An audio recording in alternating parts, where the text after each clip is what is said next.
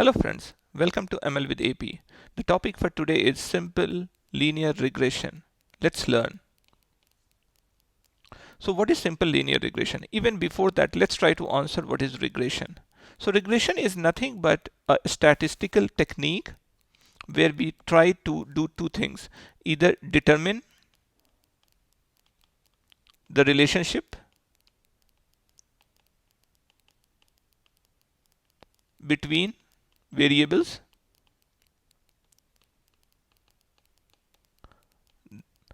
or what we try to do is we try to quantify also sometime. Quantify the relationship. Okay, the same thing between the variable. Either we need to determine or quantify the relationship. We call it a regression task. Okay. Now there are two other words, simple and linear. Now simple means one variable. So there is only one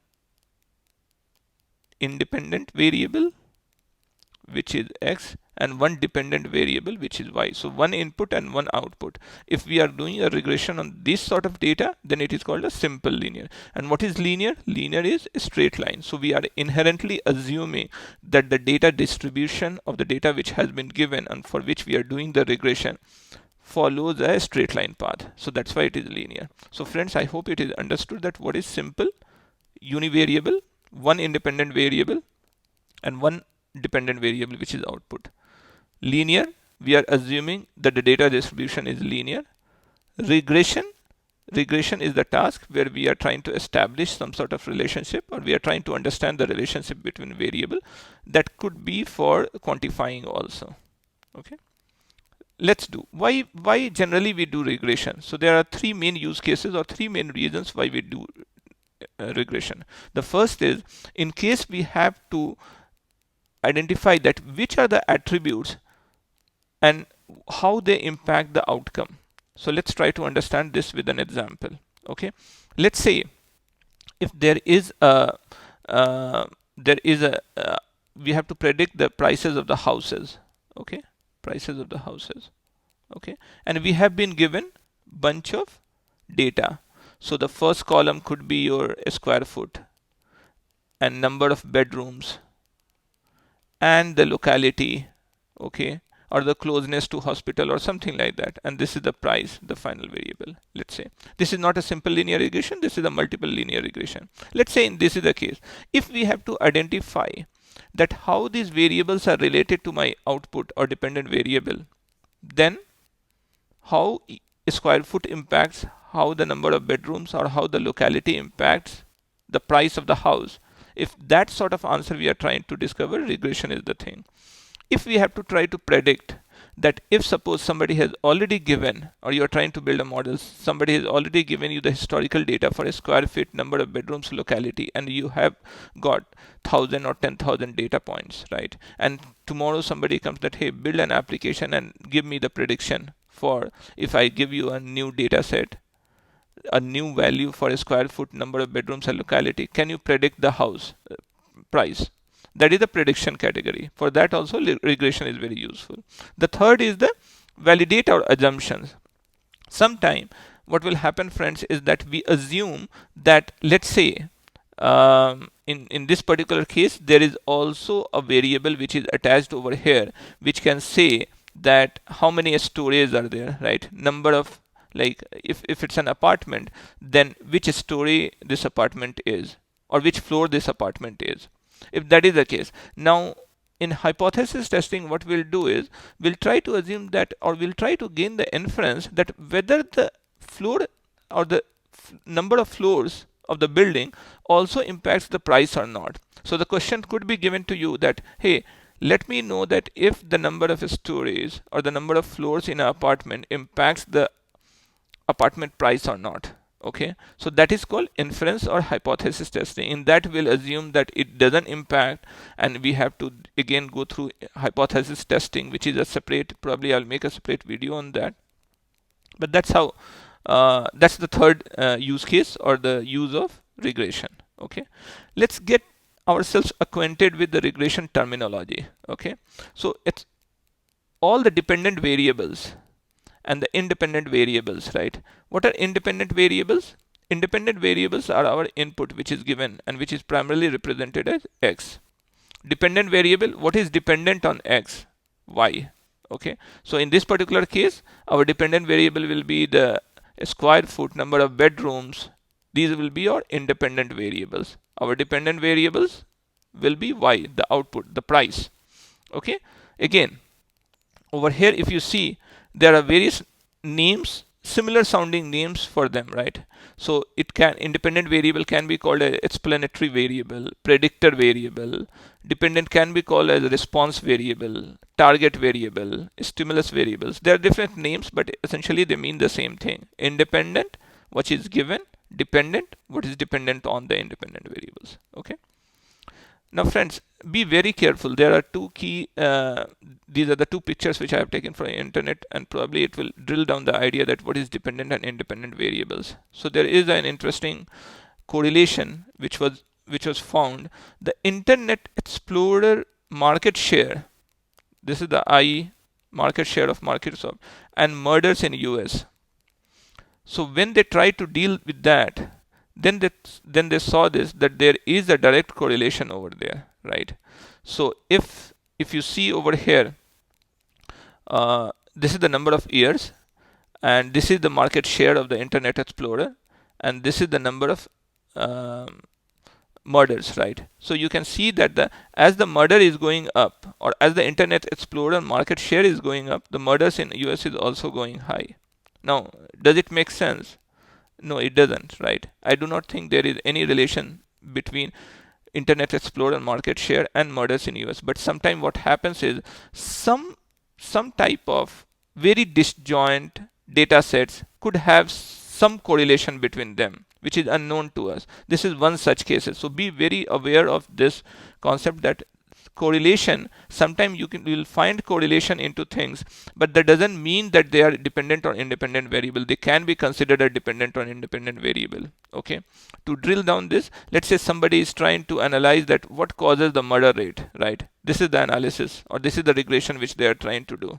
They are trying to build a model. If they have an attribute over here in their data set as Internet Explorer usage also, it will directly fit over there, and they will try to build a model. But will that be a good model? No, because the domain experience comes over there and they say that it is just a correlation.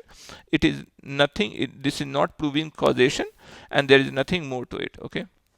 The second thing is dependent and independent variable. The other thing is somebody, if you have been flying in a plane, you will know that the pilot switches on the seatbelt signs, right? And after some time you will get a bumpy ride. So this small boy is saying that, and he has mistaken the dependent and independent variable. He's saying that I wish they didn't turn on the seatbelt sign so much. Every time they do, it gets bumpy. So here, what is the dependent variable? The dependent variable is the bumpy ride. What is the independent variable? Is the seat belts. But he is getting it all wrong. He is thinking that when we tie the seat belts, that's when we get the bumpy rides, or that causes the bumpy ride. But that's not the case, right? So what is dependent on something, we have to always see. Okay, so let's say if the number of hours you study and the grades which you have gotten in your school or college, right? Now what is dependent and what is independent here? The independent variable is the number of hours which you have put, and the dependent variable would be the grade, or the grade point index which you have gotten. Okay, so be very careful about that. Where can we use regression? Okay, suppose if we have to answer these sort of questions, okay, which factors contribute to sales? So is it the number of sales employees or the marketing expenditure? What contributes? If you have to answer those things, regression is useful. Which factors cost impact, right? So there are, let's say there are n number of factors, and if you have to distinguish between them, then only we can do regression. Which factors contribute to attrition? Who is the right customer? Which factor contribute most to customer satisfaction? So there could be 5 different things which the company is doing for customer satisfaction. Now which is causing most impact on the customer satisfaction? If you have to quantify that, regression is the right tool for that. Okay. Now, since this is a linear regression, or simple linear regression rather, let's understand the line, okay? Because we are assuming our data set or the distribution of our data is linear, okay? Now, from your high school mathematics, you would be knowing that the line equation we always used to write in our school days as y is equal to mx plus c, right? Y is the output or the dependent variable, x is the independent variable, m is the slope of the line, right? And c is the intercept. It used to be called intercept, right? Correct? This line is nothing different. I have drawn over here few lines and wanted to show you that how slope affects the line. Okay, so the first equation, which is a purple line over here, this is of equation y is equal to 10x plus 5. The red line, as it's shown, is y is equal to 5x plus 5. The green line is shown as y is equal to x plus 5. Now friends, the m over here is 10, the m over here is 5, the m over here is 1, right? So as and when the slope increases, the if you see the slope of the line is becoming more straighter, right? It is going in this direction from 1 to 5 to 10, right? So this is essentially tan theta, right? If you recall your high school mathematics, this is what the slope is. Okay, and what this point is, this point where it crosses the y-axis is called the intercept, right? This is just a refresher so that you understand line. Okay, now let's understand the intercept one more time. So here I have drawn again three lines over here. The purple line shows y is equal to x plus 2, where m is 1 and intercept is 2. The red line shows y is equal to x plus 5, and the green line shows y is equal to x plus 10. So the intercept, if you see over here, from 2, this is 1, sorry, this is 1, that's why it is crossing at 1 to 5 to 10, right? The line where it is intersecting the y-axis, that is the intercept. Rest all the slope is constant, all the slope is 1, which is 45 degree. So all these lines are parallel to each other, right? If you can see, all these lines are parallel, but they're intercept, so they are just shifting upward, right, when the intercept is changing. Okay, so these are the two key concepts of a line, which is intercept and slope. Let's move on. But that was high school mathematics. In the real world, the data is not so simple, right? The data is always noisy, right? You will not get data which is sitting on a straight line, okay, and follow the true linear distribution. Okay, so the data in the real world is always represented by this. So friends, let's try to understand that why the line of the equation of a line is represented this way in the real world. And okay, so let's see. If we have, this is our y-axis, this is our x-axis, okay, and then we have some data points. Okay, we have some data points over here. Okay, and if we draw a straight line through that, okay, pardon my drawing, but let's assume that this is a straight line. Okay, the data will not be 100% lying on this line. And why would that be? Because we are oversimplifying things. Let's take an example. Okay, let's take an example which we are going to discuss little down the line also, is the car data. Okay, so we are selling bunch of old cars and we are getting a price of this. So the first column is how many kilometers the car has run, the odometer reading, and our dependent variable is the price which that car is fetching, that old car is fetching in the second hand market. Okay, if that is our data, right, then it is very simple data, right? So there will be odometer reading and there will be price. Okay, now friends, you tell me, is the car second hand value or the price only dependent on the odometer reading? It may not be. It could be dependent on how many hands it has changed. Okay, how old the car is, has the car been insured before or not, has the car met with an accident in last 1 year or not, right? If the insurance is already paid on the car, what is the condition of the car, are the tires new, is the battery new? There could be 100 different attributes also, right? But we are oversimplifying it with one attribute, right? In that case, we'll never be able to capture the true distribution, right? No matter how hard we try in the real world, we'll not be able to capture the true essence of the data distribution which is there, right? That's why this random term is there, okay? Because this is something which cannot be reduced no matter how hard we try. Okay, so this is the now coming to the question which I was saying, that what is this population, like why we are saying it population. Okay, so in the same example there is a concept of population and sample in statistics. What we call population is something which is unknown, mostly in 99.9% unknown to us, right? Sample is what we work on. Okay, in this particular case, let's say we have 15 data points.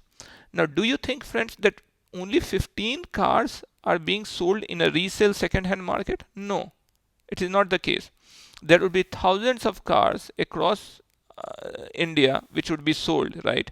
But what we only have 15 data points. Why we can't get the population? The population is all the cars and their data which is sold in the second-hand market. Why we can't get the population? Because it is too expensive to get. Who will gather all the data, right? In so many cities are there, you have to put your representative everywhere and you have to work with several authorities and get the data. It is very expensive to get always the population data. So what machine learning engineers, data scientists and statisticians work? They work with a sample. So this sample has to be representative of the population. It should have all the aspects which is there in the population should be there. So that is the difference between population and sample. Now one question, one more thing which comes over here generally is that when we call it the sample, whatever variable we or whatever prediction we do, we call it an estimate. Okay, so this was our real world data, right? Now what we are trying to do in simple linear regression, we are trying to find a best fit line which best represents, not 100% accurately, but best represent the distribution in a straight line form, right? So we can represent that equation in this form. Now what is this y hat? Y hat is an estimate of the value of y. We do not know the true value of y. There is no way we can know the true value of y. If this is odometer reading and this is price, okay, what we are saying that this is what my line equation is, okay, and this has come through my simple linear regression model, okay. But on this line, this is my y hat, okay, and this is my x, let's say xi or something, and this is my y hat I. Now friends, this is our estimate. We are thinking, or our model is giving the output that this would be a probable value for yi, right? And that's why we are calling it as an estimate. In real world, that person may get a lower value or a higher value, right, for when he is selling the car. Okay, but we are making a prediction. When we are making a prediction, we call it an estimate. Okay, now this is our linear equation line, right? And there is m, which is b1 over here, and there is our b1, b0 and b1, which are essentially m and c, and which are representative of b0 and b1 in the true world, in the population side. That's why b0 is called an estimate of beta naught and b1 is called an estimate of beta 1, right? I friends hope this is clear, the difference between population and sample and why we call it an estimate. Okay, let's move on. So this is the data which I was talking about. We'll just play with this data. This is the toy data which we have created. We'll play with in the Excel, and later down the line we'll do it with the scikit-learn also. Now in this example, there are how many records are there? 15 observations, which is very small. So this is a sample. This is a sample of the sale price of used brand X car. There is some brand X car, and there is the odometer reading in 1000 kilometers, and there is a trade-in value, which is the price which it is fetching, right? In thousands. So this is the price which is fetching, and this is the odometer reading. Very simple. Now what we have done is we have done a scatter plot. So the first thing we have to see, and we are assuming that our real data set or the population is following a somewhat linear distribution, right? It has it can be represented by a straight line with some noise or with some errors, right? Now, when we plot this sample should also be representative of the population. So, is the sample representative of the population? We'll come to know in a more technical detail. But looking at this, we can see that okay, yeah, this does follow a downward trajectory, right? So, as the odometer reading increases, the prices fall down, which makes sense. If the car gets older or it has more run, then the prices will come down, right? So it is following a normal downward trajectory, which makes sense. Now, is it following a straight line? Not a perfect straight line, but we should be able to fit a straight line. Now, this fitting but we could fit n number of straight lines, like over here. We can put over here also this type of line, this type of line. We could also fit this type of line. Now, which of these line is the best fit is the crux of what simple linear regression is. Fitting the best line over here, which best explains this data and should be able to best predict the unseen odometer readings and predict a price, is going to be the best fit line, right? Now, what should be the best fit line? Now, the way to discover that best fit line is through an algorithm which we call it ordinary least square, right? What is ordinary least square? Ordinary least square is that, now if this is, let's assume that this is our price, right? And this is our odometer reading, okay? This is our price. Now, we have got, through our model, we have got one line, okay?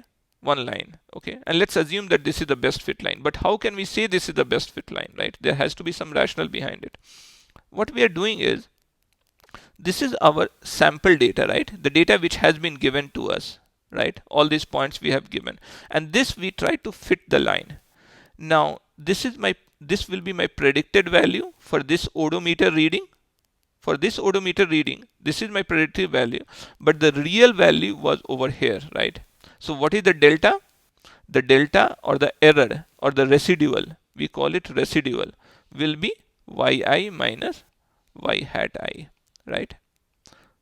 Now, what should be our goal? Intuitively speaking, just think for a moment. What should be our goal? Our goal should be always to minimize these errors. If there is a summation of these errors, if you are going to sum all these errors, right? All these residuals, right? Our goal should be that all these becomes minimum, right? Or the sum of them becomes minimum, okay? Now, there is a problem. If we do, you can see that some of them are lying below, some of them are lying ahead, right? On top of it. If we go just add them like this or sum them, they are going to cancel each other. The positive ones will cancel the negative ones and will not be able to get. So what we are trying to do, what we'll do is we are going to square them, okay? Square them and then sum them, okay? So this is what the method of least square is. We are squaring the residuals, we are squaring the errors, and then we are summing it, okay? And we are trying to minimize that. So whatever b, and what we are trying to find? We are trying to find b0 and b1. Remember, to get a line, what we need to find is b0 and b1. Once we get the b0 and b1, we can draw this line. And this is the whole point of doing this exercise is to find what is the best fit line. And the best fit line, how we can determine? Once we get the b0, b1, we can say that, okay, we have got our best fit line. And the best fit line should be contingent on what? The minimum of summation of the squares of all residuals, right? These are the residuals, okay? So friend, this is what ordinary least square is. Now, ordinary least square also, it's a very tractable problem. So what is tractable problem? That you can solve it with differential calculus also, right? We do not have to put some advanced algorithm over here, but we can actually do it with we'll just see it in a minute, that how we can arrive at the value or find the value of the best b0 and b1, which minimizes my residual squares, okay? Now there are certain assumptions which we take in the linear regression. The first assumption is linear relationship between variables. So I have already told you, friends, right? Here we are assuming that our population has a linear relation, right, between its y and x, right?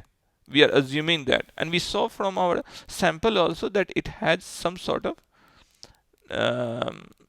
linear relation. Okay.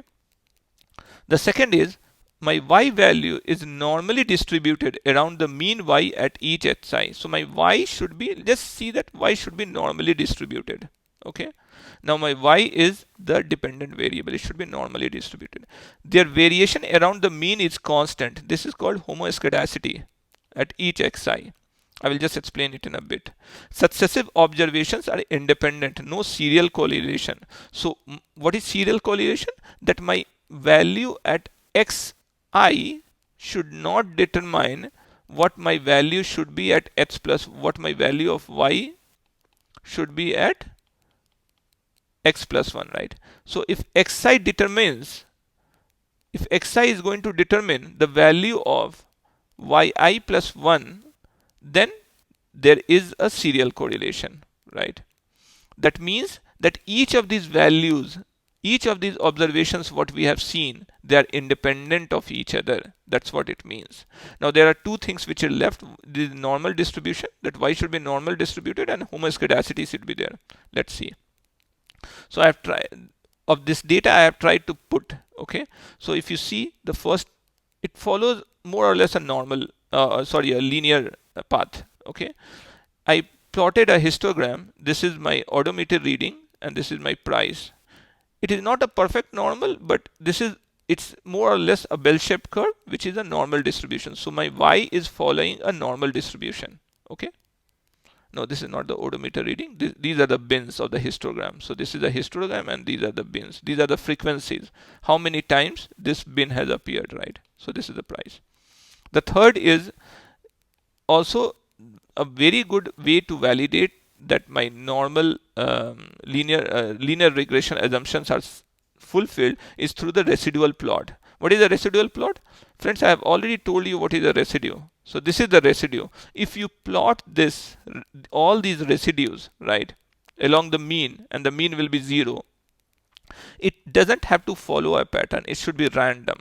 As long as it is random, our conditions for linear regressions are satisfied. So friends, you can see over here that when I plotted the residual, this is the residual plot, it is all over the place. It is not following a particular pattern. If it would have been going like this in a particular line or a funnel shaped, then the homoscedasticity would not have been achieved, right? So these are the three assumptions.